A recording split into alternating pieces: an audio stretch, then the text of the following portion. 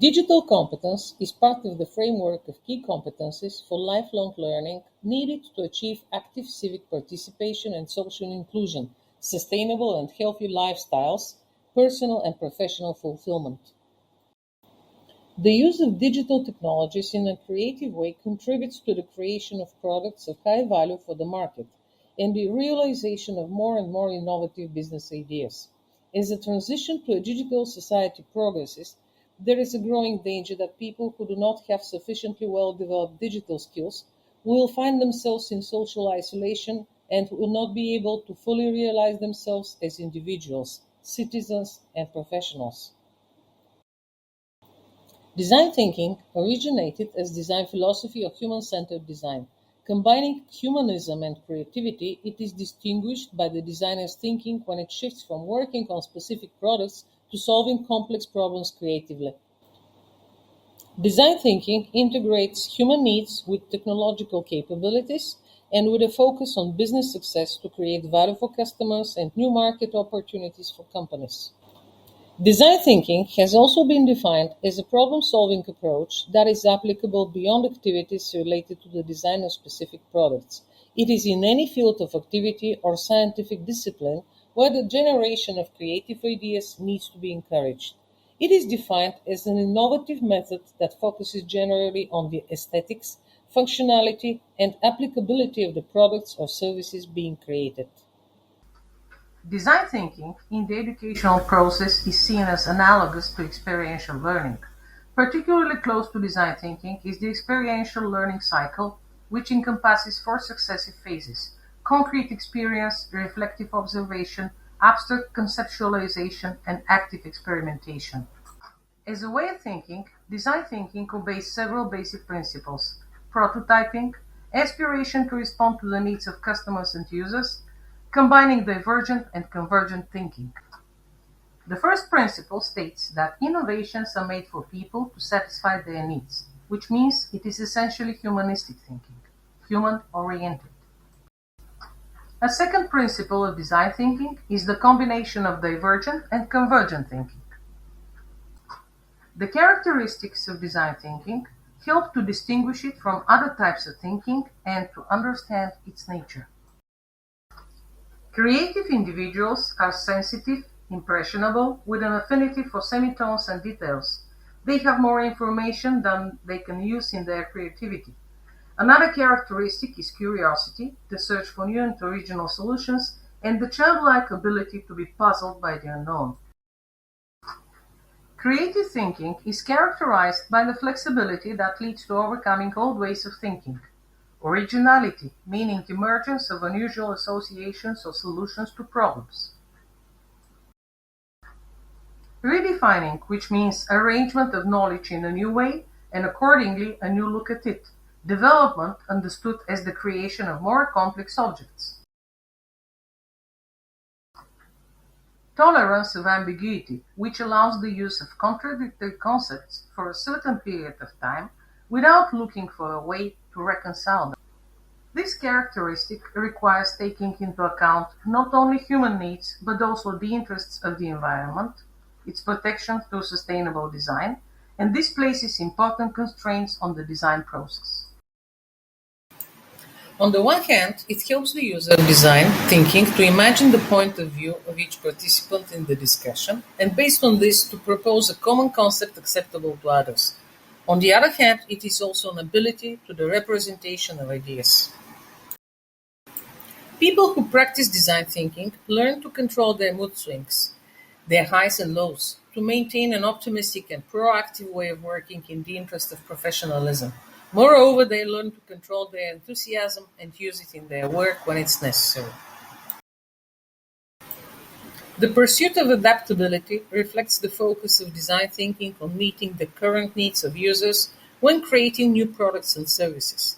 Adaptability requires tracking the evolution of consumer needs and finding flexible solutions in step with changing human preferences. In design thinking, multiple alternative solutions to a problem are sought, which requires the ability to work both with the big picture and with the details. Multiple benefits are sought from solving a particular problem. Design thinking is aimed at comprehensive, systematic solutions to problems. The problems themselves are also seen as systemic in nature. A systemic view of things requires holistic thinking, which is aimed at looking at problems comprehensively and finding comprehensive solutions. In design thinking, visual, mathematical, and verbal language are used as working tools. Verbal language is not only a means of communication but also a means of fostering creativity through explanations of insufficiently obvious connections between details and ideas. The complexity of the problems with which design thinking deals requires the inclusion of experts from different professional fields in multidisciplinary themes and the development of interpersonal skills. This characteristic involves searching for, researching, and organizing the information needed to solve complex systemic and conceptual problems. The process of design thinking begins with a vague idea for creating products or services and ends with a complete and detailed image of the innovation created. The design process is iterative and even chaotic. It is an inherent research process. There are different models of the design thinking process. The model of 5 successive stages is most often used. Empathy is conducted through observations, interviews, and surveys to gather detailed information about market conditions, technical capabilities, user expectations, and needs, including hidden customer needs. Defining is based on the collected information about the problem and the users. The goal to be achieved is defined. The purpose of this stage is to generate ideas through creative thinking techniques such as brainstorming. The stage ends with the selection of the idea on which to develop the prototype solution. This helps the team and the client to see the physical embodiment of the idea, to touch it, and to judge whether it should be further developed into a final product or reworked. It is possible to test several ideas through prototypes to establish the idea that works in practice. The purpose of this stage is to present the prototype to the initial user as a solution to their needs and to test it in the environment in which it will actually be used. Through testing, the team can identify the reasons why the prototype is not working. Feedback from the customer helps the team assess whether the proposed solution to the problem is good enough and whether it meets the requirements and expectations of the customers. Design thinking as a toolkit includes specific tools adapted for this way of thinking, which originate from various fields such as creativity and design, quality management, communication, ethnography, informatics, psychology, engineering sciences, and others. Some of the main and most frequently applied design thinking tools are stakeholder maps, empathy maps, 5 Whys method, AEIOU method, persona method, observation, and storytelling. The European Framework for Developing Educators' Digital Competence identifies 3 key areas: selection of digital resources, creation and modification of digital resources, and management, protection, and sharing of digital resources. High competence in the field of selecting digital resources requires developed abilities to recognize, evaluate, and select the appropriate digital resources for the educational process using adequate strategies and technologies for searching for resources.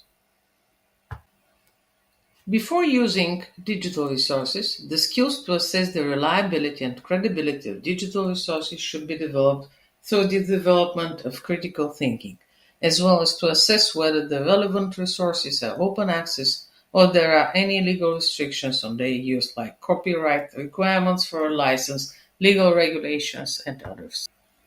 It is important to have detailed and complex criteria for evaluating and recognizing the beneficial and reliable resources such as authorship, feedback from other users, where the digital information is published, whether it is reliable enough or is distorted by bias or prejudice. One of the main areas of digital competence of trainers is creating and modifying digital resources. It covers knowledge, skills, and attitudes to create new or upgrade existing resources for the purposes of the process of education, taking into account the license regimes of the digital resources used. The creation of digital resources is aimed at the following activities and tools. First, creating visual content, which includes images, photos, diagrams, drawings, tables, infographics, videos, and products of computer design. Useful tools for processing visual content are Canva, Photo, Pablo, Photo Collage, Google Photos, and Palto. It is aimed at the use of educational resources and activities that apply game elements in education, such as awarding badges, applying different rating scales, holding competitions in the conducted joint online activities, interactive quizzes, completing crosswords, filling gaps in sentences, solving tests, giving short answers, etc. Socrative, Kahoot, Hot Potatoes, and Moodle games are useful for this purpose. Interactive learning activities create conditions for active learning through interactive quizzes, crosswords, fill in the blanks, short answers, etc. Digital tools suitable for this purpose are again Socrative, Kahoot, Hot Potatoes, and Moodle games. Interactive educational materials combine text, images, sound, video, animation, self-test questions, and others, and require learners to be active, seek additional information, and ask questions, create hypotheses, and check in the process of searching for solutions to the problems posed. A useful tool for creating these kinds of resources is Nearpod. Educational resources in an open format are voluntarily provided for free use by all interested parties. They are accessible to the global community and thereby contribute to the development of open learning. On the other hand, open resources encourage users to work on their addition and improvement, to continuously update the information. Another area of digital competence of trainers is management, protection, and sharing of digital resources. It refers to organizing digital content to make it accessible to others, including open educational resources with data protection where necessary and compliance with privacy and copyright rules. In the era of digital transformation, there is a growing need to develop digital skills to cope with the ever-increasing flow of information and resources in an electronic environment, as well as for optimal social inclusion. This is a way to more fully satisfy consumer needs, promote entrepreneurship and the development of economics, to achieve a healthy environment, and